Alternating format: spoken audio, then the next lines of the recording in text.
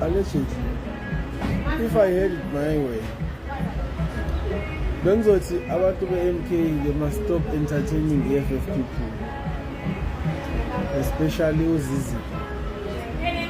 There's this other lady, I don't know, something Pashan or Palan or whatever.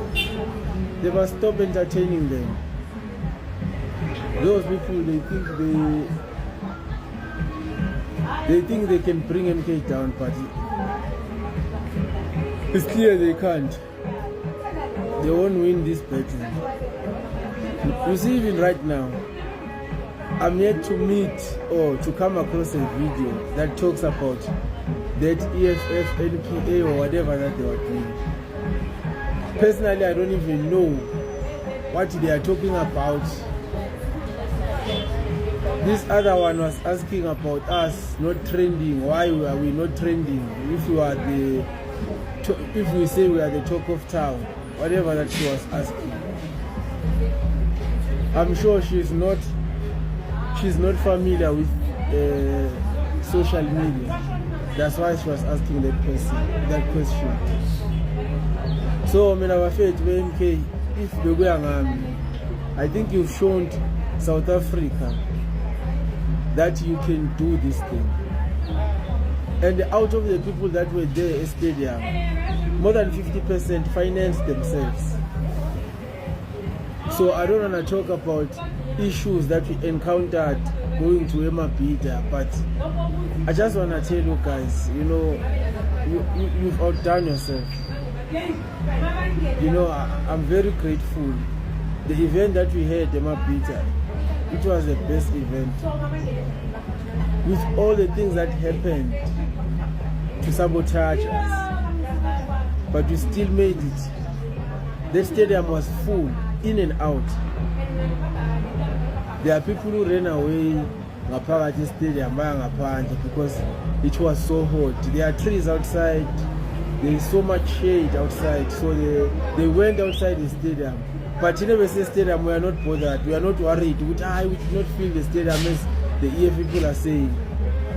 We feel the stadium, which was full.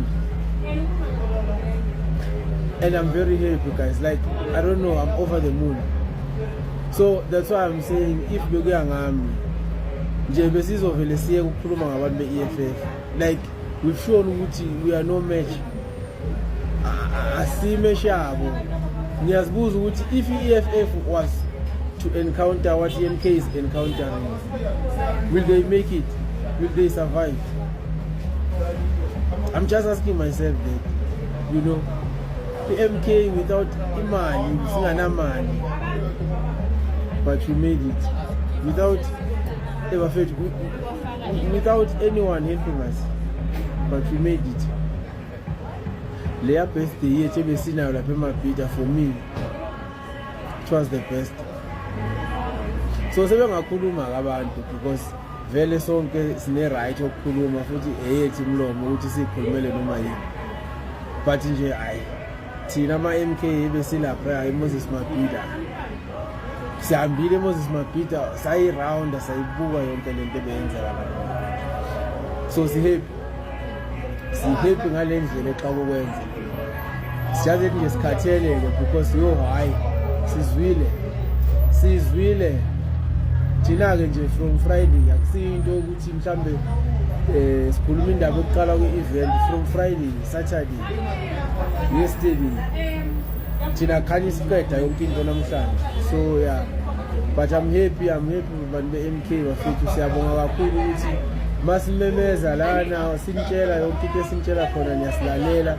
Even nalento ukuthi even though transport ingekho sicela nizi nasilalela still naphuma the win phuma ngakhona yobafethu. Ngiyabonga, mina ngiyabonga bafethu, ngiyabonga futhi nje I will make sure ukuthi I don't mislead you nangemlodi langa, and I will make sure ukuthi labantu laba abakhuluma izinto ezinegative nge-MK, if ukuthi ngiyezwa inhliziyo yami yavuma, I will come here ngimtshela amaqiniso about whatever that they will be saying, because thina asikhuluma propaganda, sisebenza indaba propaganda, thina sikhuluma iqiniso. And there's this notion ukuthi ngoba EFF has declared us enemy number 1 nathi sesicabanga ukuthi EFF ama enemies mina I'm not an enemy le EFF.